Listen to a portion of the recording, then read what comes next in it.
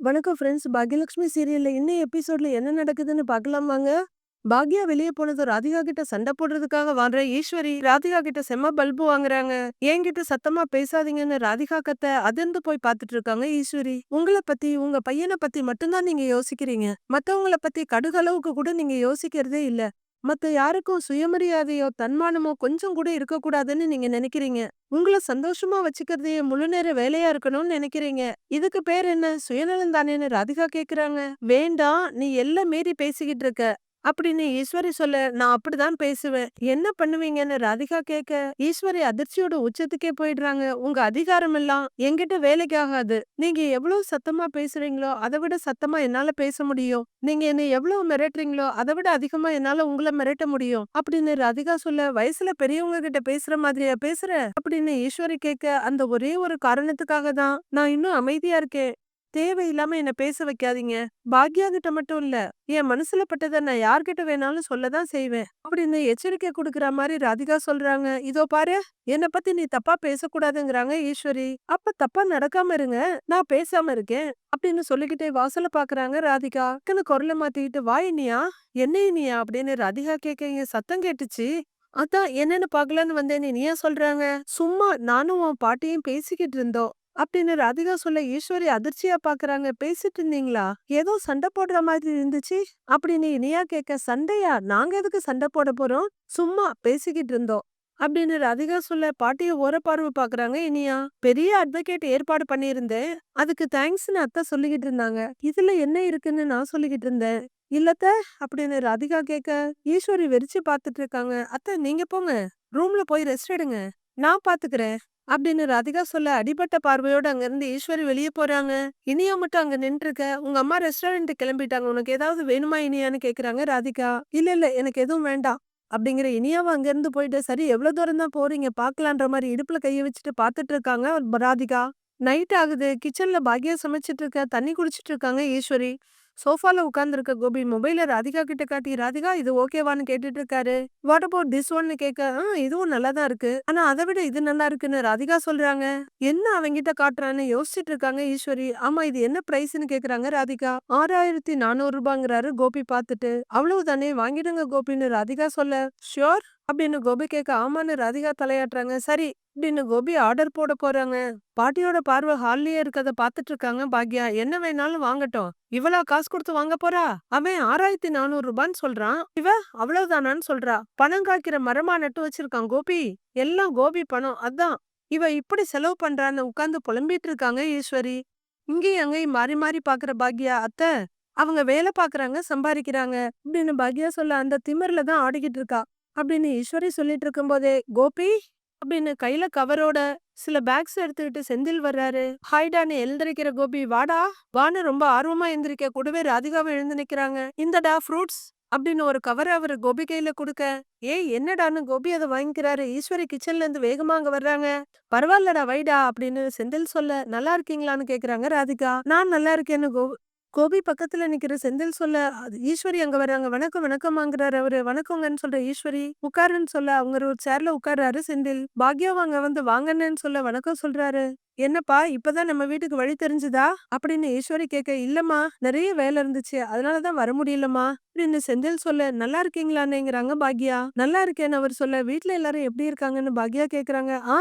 எல்லாரும் நல்லா இருக்காங்கம்மான்னு சொல்றாரு செந்தில். நீங்க பேசிக்கிட்டு இருங்க, நான் போய் காஃபி எடுத்துட்டு வரேன்னு ராதிகா எழுந்திருக்கிறாங்க. நீங்க உட்காருங்க, நான் போய் எடுத்துட்டு வரேங்கிறாங்க பாக்யா. இல்ல நான் போடுறேன் அப்படின்னு ராதிகா சொல்ல, இல்ல பரவாயில்லங்க நீங்க உட்காருங்க, நான் எடுத்துட்டு வரேன்னு பாக்யா கிச்சனுக்கு திரும்புறாங்க. அவங்க ரெண்டு பேருக்குள்ள நடக்கிற கான்வர்சேஷனை மாறி மாறி பாக்குறாரு செந்தில். ஆமா, உங்க பையன் யுஎஸ் போறதுக்கு ட்ரை பண்ணிட்டு இருக்கதா சொல்லிட்டு இருந்தாரு கோபி அப்படின்னு உட்கார்ந்துட்டு ராதிகா கேட்க, ஆமாமா இப்பதான் ஒரு ஆஃபர் வந்திருக்கு அவனுக்கு, மோஸ்ட்லி இன்னொரு 1 மந்த்ல அவன் போயிடுவான் அப்படின்னு செந்தில் சொல்ல, ஓகே ஓகேங்கிறாங்க ராதிகா. அப்புறம் கோபி உடம்பு எப்படிடா இருக்குன்னு செந்தில் கேட்க, நெஞ்சில தட்டி கொடுத்துட்டு, மச் பெட்டர்டா அப்படின்னு கோபி சொல்ல, வெரி குட்ரா. அப்புறம் கிச்சனுக்கெல்லாம் போறியா இல்லையான்னு செந்தில் கேக்குறாரு. ரெகுலரா போக முடியல, அப்பப்ப போய் பாத்துட்டு வரேன்டா அப்படின்னு கோபி சொல்ல, அதுவே போக வேண்டான்னு தான் சொல்றேன், ஆனா கேட்க மாட்டேங்கிறான் அப்படின்னு ஈஸ்வரி சொல்ல, கோபி சிரிக்கிறாரு. பிசினஸ் அப்படியே விட்டுற முடியாதுல்ல அப்படின்னு ராதிகா சொல்ல, அதுவும் கரெக்ட் தானே அப்படின்னு செந்தில் சொல்லிட்டு இருக்க. அண்ணன் இந்தாங்கன்னு காஃபியை கொண்டு வந்து பாக்யா நீட்ட தேங்க்ஸ்மான்னு வாங்கிக்கிறாரு அவரு. எல்லாரையும் ஒரு பருவ பாத்துக்கிட்டே செந்தில் காஃபியா குடிக்க, நைட் இங்கே தானே சாப்பிடுவீங்கன்னு பாக்யா கேக்குறாங்க. இல்ல நான் வீட்ல போய் சாப்பிட்டுக்குவேன் அப்படின்னு செந்தில் சொல்றாரு. வராதவே வந்திருக்க.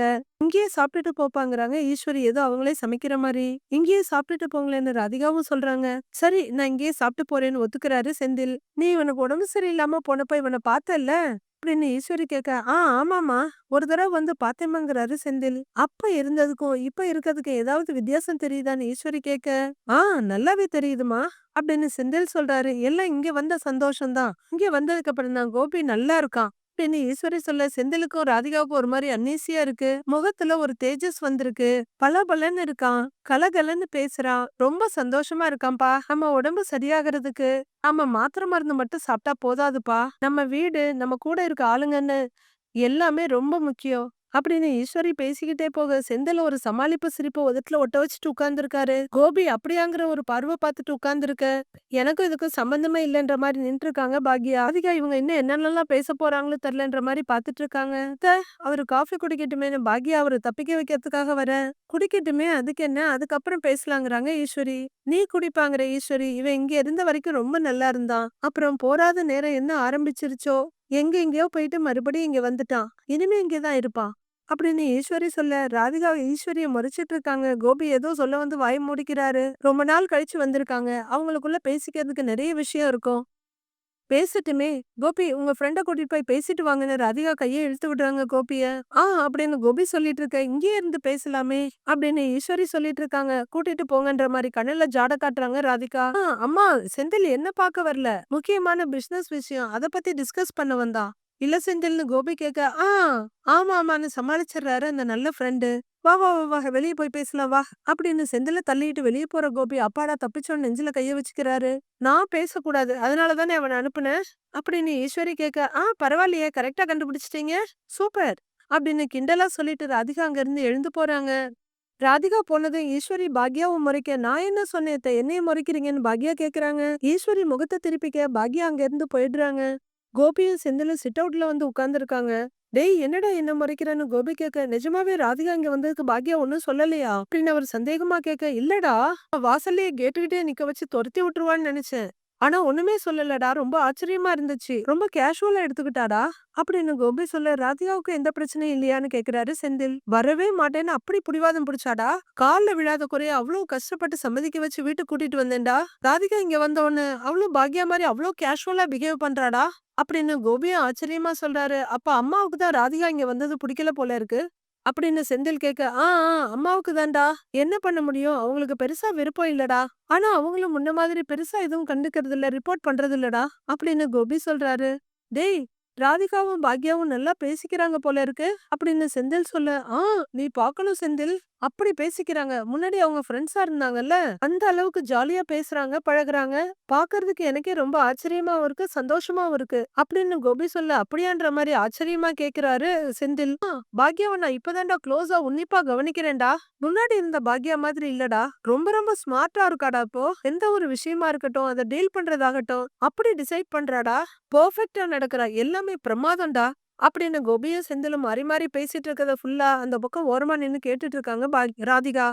She is really very great. சும்மா கலக்கறாடா அப்படின்னு கோபி சொல்ல, அப்படியான்ற மாதிரி கேட்டுக்கிட்டே நிக்கிறாங்க ராதிகா. அந்த காலத்துல 2 கல்யாணம் பண்ணுவாங்க. 2 ஒய்ஃபும் ஒரே வீட்ல ஒத்துமையா இருப்பாங்கன்னு நான் கேள்விப்பட்டிருக்கேன். ஆனா அப்படின்னு செந்தில் சொல்லிட்டு இருக்க, ஆமாண்டா கரெக்டா சொன்ன. நம்ம வீட்லயும் கிட்டத்தட்ட அப்படிதான் போயிட்டு இருக்குடா அப்படின்னு கோபி சொல்லிட்டு இருக்க. ஒரு முறை போட ராதிகா அங்க இருந்து போயிடுறாங்க. அட பாவி அப்படி ஒரு நினைப்பு இருக்காடா உனக்குன்னு செந்தில் கேக்குறாரு. நான் சொல்ல வந்ததே வேறடா அப்படின்னு செந்தில் சொல்ல, அது சரி நீ என்ன சொல்ல வந்தன்னு கேக்குறாரு கோபி. அந்த மாதிரி ஒற்றுமையா இருந்த கதையெல்லாம் கேள்விப்பட்டிருக்கேன்டா. ஆனா இந்த ஒற்றுமை வித்தியாசமா இருக்குன்னு சொல்ல வந்தேன்டா அப்படின்னு செந்தில் சொல்ல, ஓ ஓ, நீ அப்படி சொல்ல வரியா அப்படின்னு யோசிக்கிற கோபி செந்தில பார்க்க அவர் ஆமான்னு தலையாட்டுறாரு.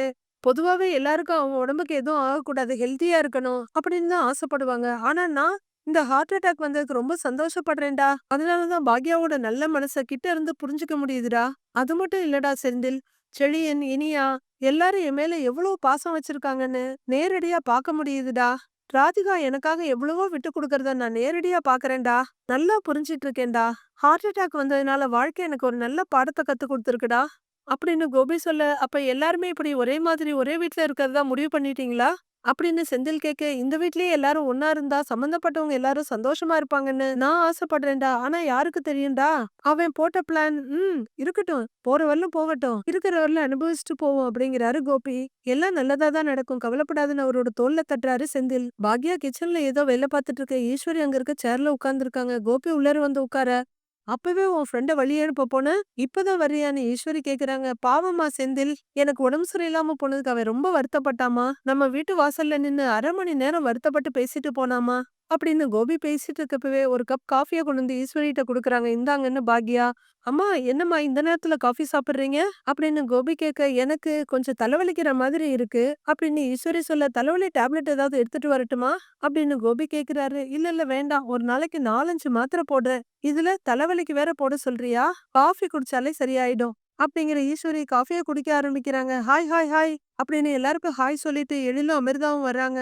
எழிலு வாடா அப்படின்னு பாக்யா கூப்பிட, எப்படி இருக்கேன்னு அம்மாவை வந்து தோளோட கட்டி பிடிச்சுக்கிறாரு எழில். ஏய் நான் நல்லா இருக்கேன்டா, இப்பதான் உன்னை நினைச்சேன் அப்படின்னு பாக்யா சொல்ல, எங்க அம்மா மனசுல நினைச்சாவே நான் எங்க இருந்தாலும் உடனே இங்க வந்து நிப்பேங்கிறாரு எழில். செல்லுமா எழிலோட கையில ஒரு தட்டு தட்டுற பாக்யா, போய் உட்காரு காஃபி போட்டு தரேங்கிறாங்க. நீங்க உட்காருங்க நான் போடுறேன்னு அமிர்தா சொல்ல, வந்த உடனே வேலை செய்வியா? நீ போய் உட்காரு நான் போட்டு எடுத்துட்டு வரேங்கிறாங்க பாக்யா. வா வந்து உட்காருன்னு அமிர்தாவை கூட்டிட்டு வந்து உட்கார்றாரு எழில். உன் பாட்டியும் தான் உன்னை பல தடவை நினைக்கிறேன். அப்பெல்லாம் வந்து நிக்க மாட்டேங்கிறியே அப்படின்னு ஈஸ்வரி குறையா சொல்ல, அப்படிலாம் உன்னை நினைச்ச மாதிரி தெரியலையேங்கிறாரு எழில். எப்போதும் உன்னை நினைச்சுக்கிட்டு தான் இருப்பேன். நீ இல்லாம எனக்கு பொழுதே போக மாட்டேங்குது அப்படின்னு ஈஸ்வரி சொல்லிட்டு இருக்கவே பாக்யா 2 பேருக்கும் காஃபி கொண்டு வந்து கொடுக்குறாங்க. அது சரி, கூட இருக்க வரைக்கும் திட்டிட்டு இப்ப ஈஸ்வரிக்கு பொழுது போக மாட்டேங்குதோ அப்படின்னு எழில் கேட்க, திட்டுவேன் தான். அதுக்காக பாசம் இல்லைன்னு ஆயிடுமா? அப்படின்னு ஈஸ்வரி கேக்குறாங்க. எழில், அமிர்தா, உங்ககிட்ட மறுபடியும் கேட்டுக்கிறேன். நீங்க ஏன் தனியா நிலா பாப்பா வச்சுட்டு இருக்கீங்க? எல்லாரும் இங்கேயே வந்துடலாமே. கொஞ்சம் யோசிங்கன்னு கோபி சொல்ல, அமிர்தா எழில பாக்குறாங்க. கோபி சொல்றது சரிதானே. அன்னைக்கு இருந்த சூழ்நிலை வார்த்தை தடிச்சிருச்சு. நீ கிளம்பி போற மாதிரி ஆயிடுச்சு. என் மேலயும் தப்பு இருக்கு.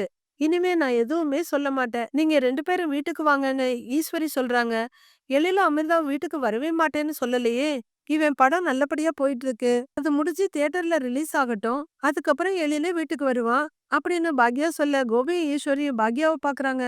இவனே வரேன்னு சொன்னா கூட நீ வரவிட மாட்ட போல இருக்கே அப்படின்னு ஈஸ்வரி சொல்ல, அம்மா சொல்றபடி செய்யறதுதான் எனக்கு சந்தோஷம் பாட்டி. அம்மாவுக்கும் பெருமை அப்படின்னு எழில் சொல்றாரு. ஏம்மா அமிர்தா, நீயாவது எடுத்து சொல்லுமா. எல்லாரும் வீட்டுக்கு வந்துருங்கம்மா ப்ளீஸ் அப்படின்னு கோபி சொல்ல, தப்பா ஏதாவது பண்ணா பண்ணாதீங்கன்னு சொல்லலாம். ஆனா இவர் பண்றது சரின்னு எனக்கு தோணும் போது நான் எல்லாம் சொல்ல முடியும்னு கேக்குறாங்க அமிர்தா. சரி ஓகேமாங்கிறவரு, எழில் படம் முடிஞ்ச உடனே இந்த வீட்டுக்கு வந்துருங்கடா அப்படின்னு கோபி சொல்ல, சரின்னு தலையாடுறாரு எழில்.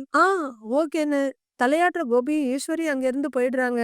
எழிலும் அமிர்தாவும் பாக்யாவும் மட்டும் கிச்சன்ல இருக்காங்க. ஏண்டா வரும்போது நிலா பாப்பாவையும் கூட்டிட்டு வாங்கன்னு சொல்றேன்ல, நீங்க ஏன் கூட்டிட்டே வரமாட்டேங்கிறீங்க அப்படின்னு கேட்டுக்கிட்டே பாக்யா உட்கார, அம்மா மேடம்க்கு அங்க பக்கத்துல நிறைய ஃப்ரெண்ட்ஸ் கிடைச்சிருக்காங்க. அம்மா வேற கூட இருக்காங்களா, எங்க கூப்பிட்டாலும் வரமாட்டேங்கிறா அப்படின்னு அமிர்தா சொல்ல, ஓ அப்படியா, சரி நானே வந்து அவளை பாக்குறேன் அப்படின்னு பாக்யா சொல்ல, வாங்கம்மா நீங்களும் வீட்டு பக்கம் வந்து ரொம்ப நாள் ஆச்சு அப்படின்னு அமிர்தா சொல்ல, வரேன்னு சிரிச்சுட்டே சொல்றாங்க பாக்யா. அப்புறமா எப்படி இருக்காரு மிஸ்டர் கோபிநாத்? எழில் கேட்க, பாத்துட்டு தானே இருக்க, அப்படியே தான் இருக்காருங்கிறாங்க பாக்யா. ஏம்மா ஃபர்ஸ்ட் அவரை போ சொல்லிக்கிட்டே இருந்த, அப்புறம் ராதிகா வந்த முன்ன அப்படி சொல்ற மாதிரி தெரியலையேங்கிறாரு எழில். 2 பேரும் இங்க இருக்கிறது உனக்கு ஓகேவா? உனக்கு பிடிக்கலன்னு சொல்லு நான் பேசுறேன் அப்படின்னு எழில் சொல்ல, எதுக்குடா இருந்துட்டு போகட்டுமே. இனியா செழியன் அவங்க பாட்டின்னு எல்லாருமே அவர் இங்க இருக்கணும்னு தான் நினைக்கிறாங்க. தாத்தா இறந்ததுக்கு அப்புறம் இப்ப கொஞ்ச நாளா தான் உன் பாட்டியோட முகத்துல நான் சிரிப்பையே பாக்குறேன். இனியா எல்லாம் தூங்குற காலேஜுக்கு போற நேரம் போக மீதி எல்லா நேரமும் அவர்கிட்ட பேசிக்கிட்டே தான் இருக்கா. செழியனும் அதே மாதிரி தான். அவர் இங்க இருக்கிறதுனால ரொம்ப சந்தோஷமா இருக்கான். அவங்க சந்தோஷத்தை பார்க்கும்போது என்ன பத்தி பெருசா நினைக்கணும்னு தோணலடா அப்படின்னு பாக்யா சொல்ல, நீ என்னைக்குமா உன்னை பத்தி யோசிச்சிருக்க? எனக்கு தான் அவரும் அவரோட ஒய்ஃபும் இங்க இருக்கிறது ரொம்ப வியர்டா இருக்கு. சரி அவர் உனக்கு பண்ண துரோகத்தெல்லாம் நீ மறந்துட்டியாமா அப்படின்னு எழில் கேட்க, மறக்கவும் இல்ல மன்னிக்கவும் இல்ல. ஆனா எனக்கு துரோகம் பண்ண முன்னாள் கணவர் வேற, இப்ப இங்க இருக்கிறவரு வேறன்னு பிரிச்சு பார்க்க ஆரம்பிச்சுட்டேன். இப்ப இங்க இருக்கிறவரு பாட்டியோட உறவுக்காரர் ஒருத்தர், அவ்வளவுதான். அதை தாண்டி அவரை நான் எப்படியும் பார்க்கவே இல்ல. அப்படி பார்க்காததுனாலதான் நான் பதட்டமே இல்லாம இருக்கேன் அப்படின்னு பாக்யா சொல்ல, சரி அவங்க ஒய்ஃப் உங்ககிட்ட எப்படி நடந்துக்கிறாங்கன்னு எழில் கேக்குறாரு. நல்லா தான் நடந்துக்கிறாங்க. அவங்க கிட்டயும் எனக்கு எந்த வெறுப்போ மனக்கசப்போ இல்ல. செல்வி தான் அடிக்கடி சொல்லுவா, அடிபட்டு நீ பெரிய ஞானி ஆயிட்டன்னு. அப்படிதான் ஏதோ ஆயிட்டேன் போல இருக்கு.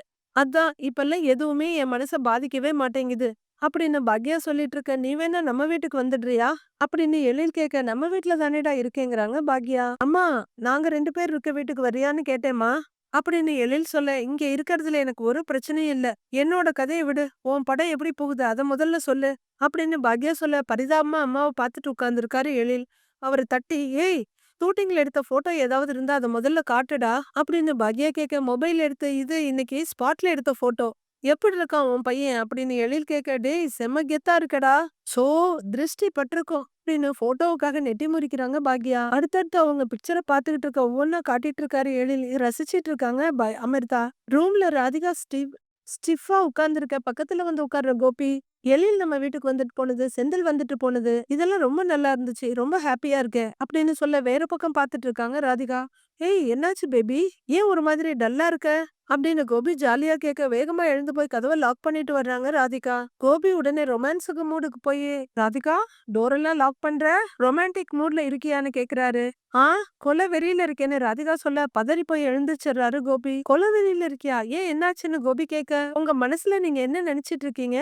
என்ன நினைப்புல நீங்க என்ன இந்த வீட்டுக்கு கூட்டிட்டு வந்தீங்க அப்படின்னு ராதிகா வேகமா கேட்க. உன் கூடயும் மையு கூடயும் டைம் ஸ்பெண்ட் பண்ணலான்னு தான் கூட்டிட்டு வந்தேன் அப்படின்னு கோபி சொல்ல. இல்ல என் கூட இருக்கவா, இல்ல என் கூடயும் பாக்யா கூடயும் சேர்ந்து இருக்கவா அப்படின்னு ராதிகா கேட்க. முழிக்கிறாரு கோபி. என்ன சொன்னீங்க உங்க ஃப்ரெண்டு கிட்ட? ஒரு பக்கம் ராதிகா, ஒரு பக்கம் பாக்யான்னு ரொம்ப சந்தோஷமா இருக்கீங்க நீங்க அப்படின்னு ராதிகா சொல்ல.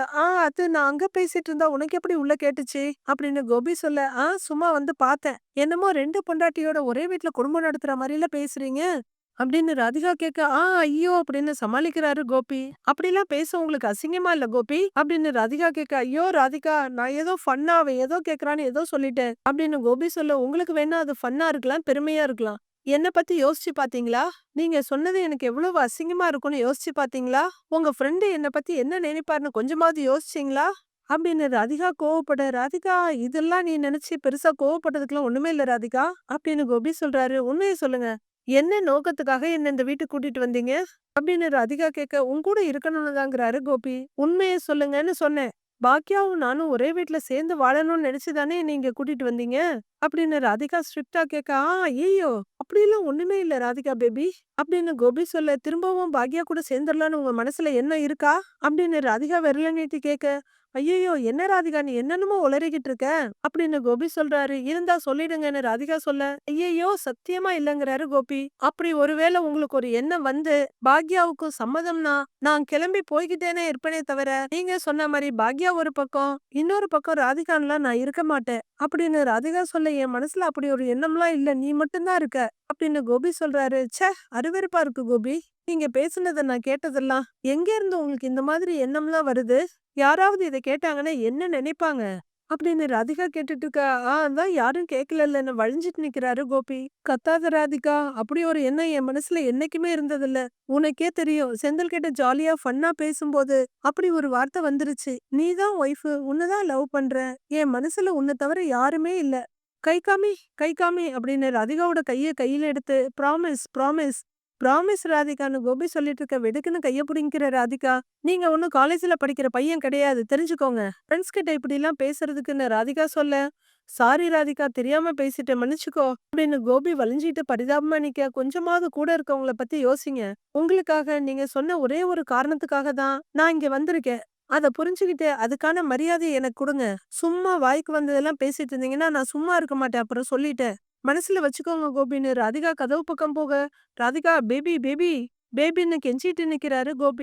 ராதிகா கதவை படார்னு சாத்திட்டு வெளியே போக. கதவை பார்த்து பார்த்து, இது பாக்யாவோட வீடு, அப்புறம் நான் தான் செலவு பண்ணணும். ஐயோ, என்ன திடீர்னு இவ சாமியாடிட்டு போறா? வெரி டேஞ்சரஸா இருக்காளே. இவளை இதுக்கு சமாதானம் பண்ண எவ்வளவு நேரம் ஆகும்னு தெரியலையே, இல்ல எவ்வளவு நாள் ஆகும்னு தெரியலையே அப்படின்னு யோசிக்கிற கோபியோட முகம் விளக்குன்னு குடிச்ச மாதிரி இருக்கு. இது என்ன நடக்குதுங்கிறது நாளைக்கு பார்க்கலாம் ஃப்ரெண்ட்ஸ்.